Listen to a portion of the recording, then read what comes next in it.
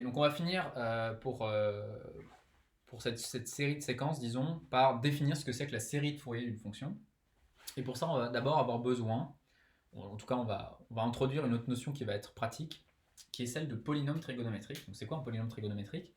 C'est on se donne grand N appartenant à N, et on va sommer les En, mais pour N ne pouvant excéder grand N et ne pouvant être plus petit que moins grand N. Donc c'est ce qui est écrit là de manière un peu plus rigoureuse. Donc polynôme trigonométrique quoi de degré grand N appartenant à N, c'est une combinaison linéaire finie. Donc le fini, hein, il vient de ce que j'ai écrit après, donc vous pouvez l'enlever, mais combinaison linéaire finie, combinaison linéaire des En, qui du coup est finie, pour N parcourant de moins grand N jusqu'à grand N. Autrement dit, toute fonction P telle que, eh bien, il existe des coefficients complexes alpha moins grand N, alpha moins grand N plus 1, etc. jusqu'à alpha grand N, tels que P s'écrit comme la somme des alpha n En pour n allant de moins grand N à grand N. Okay, ça, c'est un polynôme trigonométrique. On dit qu'il est de degré grand N parce que les coefficients ici qui interviennent sont sont nuls à partir de, on peut aussi le voir comme il n'y a pas de alpha n pour n strictement plus grand que grand N ou strictement plus petit que moins grand N. Voilà ce que c'est qu'un polynôme trigonométrique. Et on va donner une propriété des polynômes trigonométriques. Donc, je vais écrire ça là. Une proposition, soit P, un polynôme. Donc, soit P, je vais l'écrire directement comme ça. Donc, soit P égale la somme pour n allant de moins grand N à grand N, des alpha n En, un polynôme trigonométrique.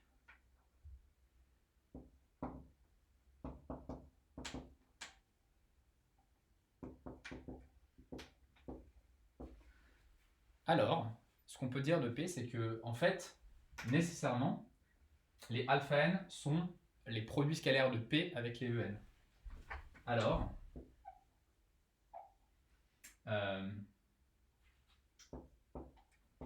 Cn de P, hein, donc P c'est une fonction de L2Cm, de l'espace dans lequel on est en train de travailler. Je peux calculer ses coefficients de Fourier, et pour tout n appartenant à z, son coefficient de Fourier d'ordre n, c'est égal à alpha n. Ici, pour tout n appartenant à moins n, n. Les autres coefficients de Fourier de P, vous pouvez le vérifier, sont nuls. Et l'autre chose qu'on peut dire, c'est que la norme de P au carré, même chose, hein, la norme de P, je peux la calculer. P, c'est une fonction de L2Cm. Je calcule sa norme. Elle est donnée par la somme pour n allant de moins n à n des Cn de P au carré, avec une racine. Voilà. Donc, vous voyez que quand on a un polynôme trigonométrique, si on veut calculer sa norme, il suffit de calculer la somme des Cn de P au carré, prendre la racine. Et par ailleurs, ces coefficients de Fourier ne sont rien d'autre que les alpha n. Donc on va prouver ce résultat.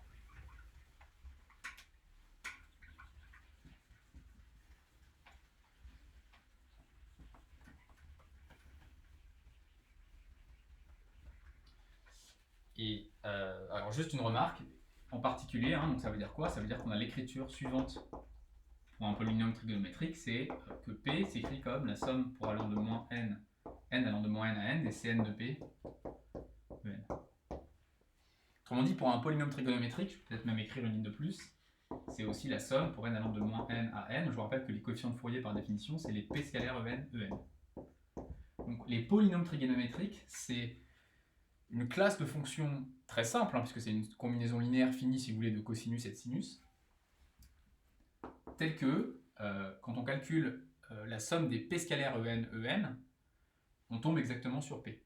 Donc P se décompose bien comme une combinaison linéaire des En avec les fameux P scalaires En. C'est comme tout à l'heure, quand en dimension finie, vous écrivez x, c'est la somme des x scalaires EK, EK. Okay, donc ça, c'est valable pour les polynômes trigonométriques. Donc allons-y pour la preuve, qui ne va pas être très difficile. Premièrement, on va calculer Cn de P. Alors, donc je me donne n appartenant à z.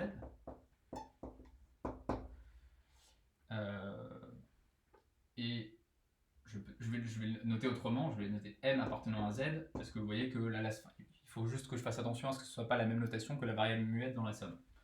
Je me donne m appartenant à z et je vais calculer, alors pardon, soit m appartenant à moins grand n en l'occurrence, et je calcule Cn de P.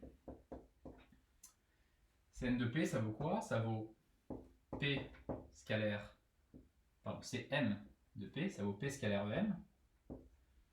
Par définition, ça vaut donc la somme, le produit scalaire. C'est un calcul qu'on a déjà fait en fait tout à l'heure, hein, plus ou moins. C'est la somme pour n allant de moins n à n d alpha n Em. Ok. Et ça vaut quoi? Eh bien, simplement, ici, je vais utiliser la linéarité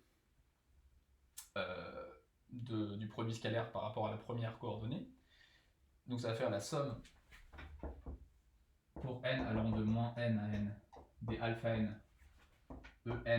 en scalaire em. Mais ça, on a vu que ce produit scalaire par orthogonalité, il vaut toujours 0, sauf quand n est égal à m, auquel cas il vaut 1. Ça vaut 0 si n est différent de m, que si m est différent de n, et 1 si m égale n. Et donc ce truc-là, du coup, il ne reste qu'un seul terme, c'est exactement alpha petit m. Donc je viens de démontrer que Cm de P, c'est alpha petit m, c'était exactement ce que je voulais démontrer ici. Ok. Maintenant, je vais calculer la norme de P.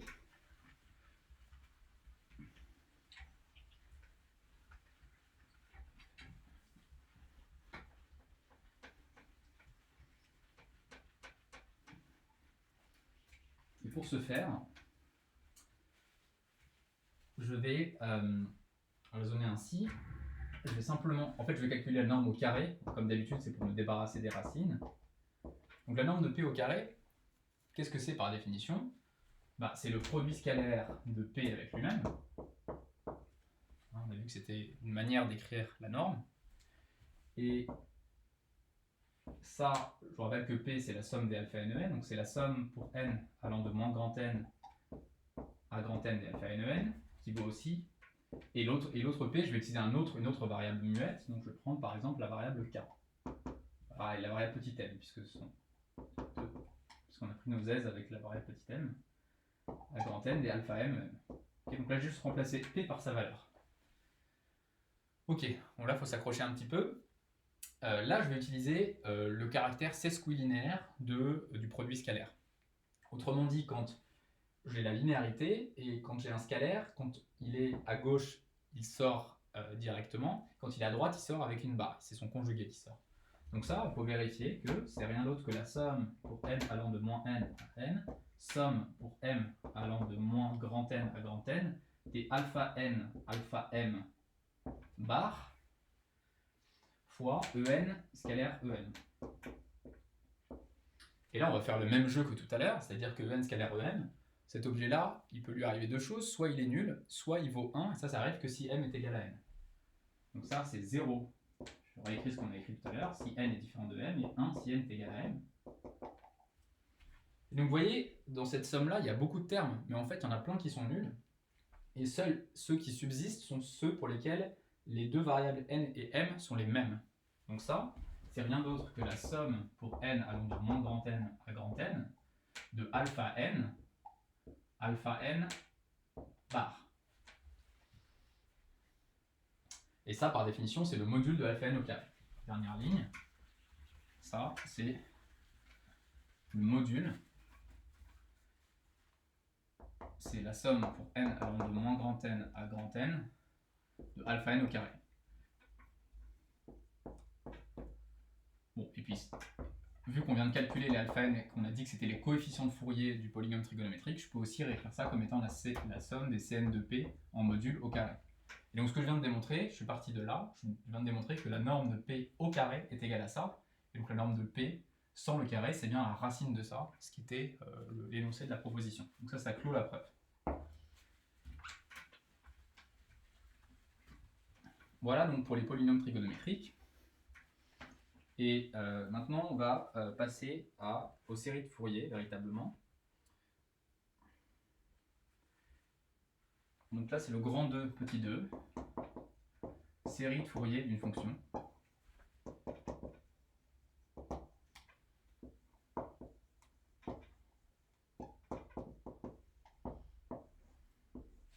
Et l'idée est finalement assez naturelle, c'est-à-dire que, étant donné une fonction, on a dit qu'on aimerait pouvoir, hein, là j'écris ça donc avec des guillemets, on se demande si là, en un sens à déterminer, donc ça on va en discuter un peu plus tard, est-ce qu'on peut écrire ça?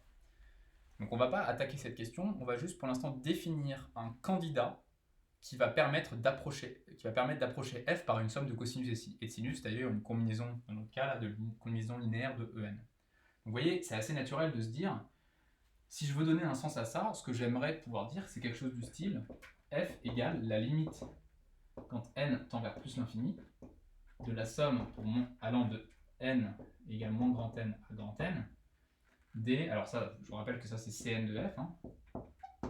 Donc c'est la somme pour n allant de moins grand n à grand n des Cn de f en. D'accord ? C'est ça qu'on aimerait peut-être écrire. On a peut-être un espoir, on va voir que c'est pas vrai en toute généralité, c'est vrai en un certain sens et pas tout à fait vrai dans un autre.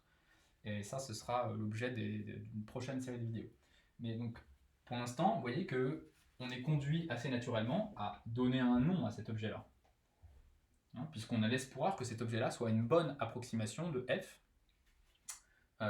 Et donc, on va appeler ça en fait la série de Fourier de f. Allons-y pour la définition.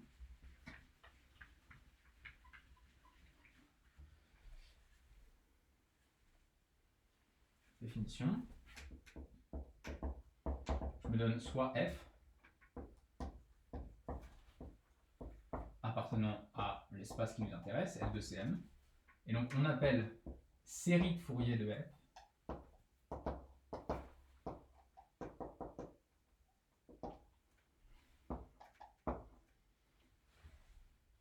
la suite de fonctions, ça va être une suite de fonctions en fait, la suite de fonctions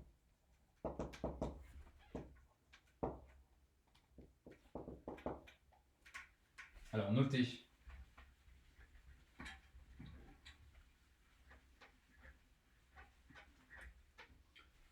la suite de fonctions S grand N de f n appartenant à grand N et donc ça c'est une notation pour ce que je vais définir juste en bas, défini par S grand N de f, et ben c'est précisément cet objet-là, c'est-à-dire la somme pour n allant de moins grand N à grand N des Cn de f En. Voilà ce qu'on appelle la série de Fourier de f. Donc, vous voyez, pour chaque grand N fixé, cet objet-là, c'est une fonction. Hein, je peux la calculer en un certain t. Si je fixe t, je peux calculer la somme des Cn de f et En de t, c'est-à-dire exponentielle int. Donc c'est bien une suite de fonctions dont on est en train de se demander est-ce qu'elle approche bien la fonction f. Et donc ça, on va s'attaquer à ces questions-là avec les différentes notions qu'on a vues de convergence de fonctions, convergence simple, convergence uniforme, convergence normale, etc. Je voudrais juste vous faire la remarque suivante. Donc ça clôt la définition en fait. Hein. Mais la remarque, c'est que cet objet-là, c'est un polynôme trigonométrique, de degré d'ailleurs grand N. Hein, remarque, pour tout n appartenant à n, S grand N de f est un polynôme trigonométrique, de degré d'ailleurs grand N.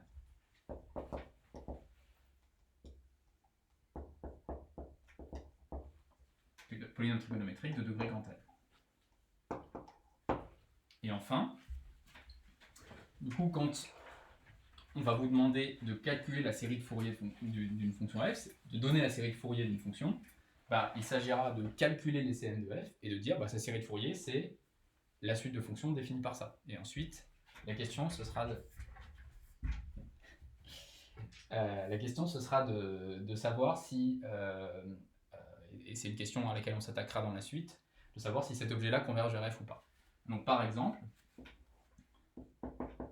je reprends l'exemple de tout à l'heure, la fonction qui a t associe valeur absolue de t sur moins pi étendue par 2pi périodicité.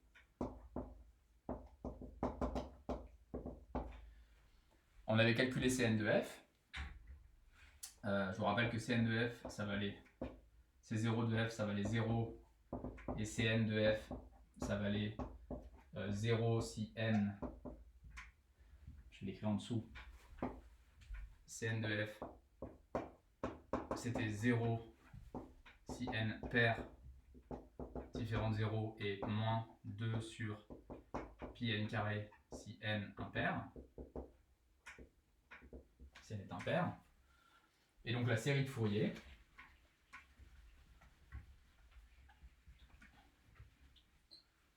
de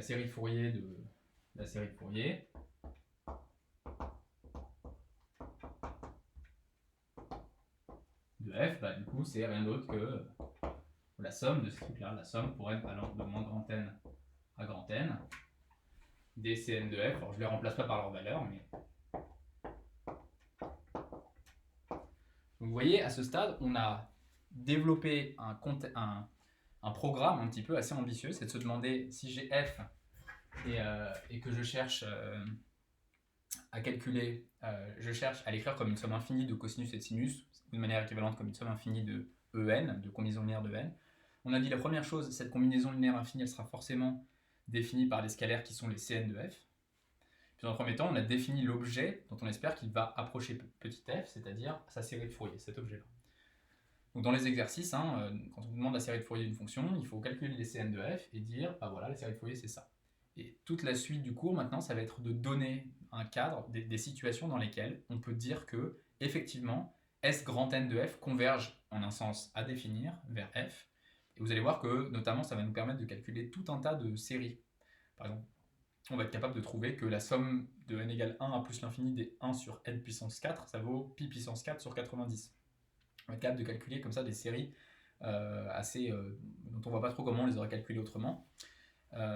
Et on va devoir en fait admettre un certain nombre de théorèmes pour justifier que cette convergence a bien lieu, notamment un théorème fondamental qui s'appelle le théorème de Fégère. Voilà, donc ce sera l'objet des prochaines vidéos. Voilà, on est vraiment à mi-chemin, on a défini un petit peu les espaces et le polynôme trigonométrique qui va pouvoir bien approcher f. Maintenant, il s'agit de savoir si effectivement il approche bien, et si oui, en quel sens.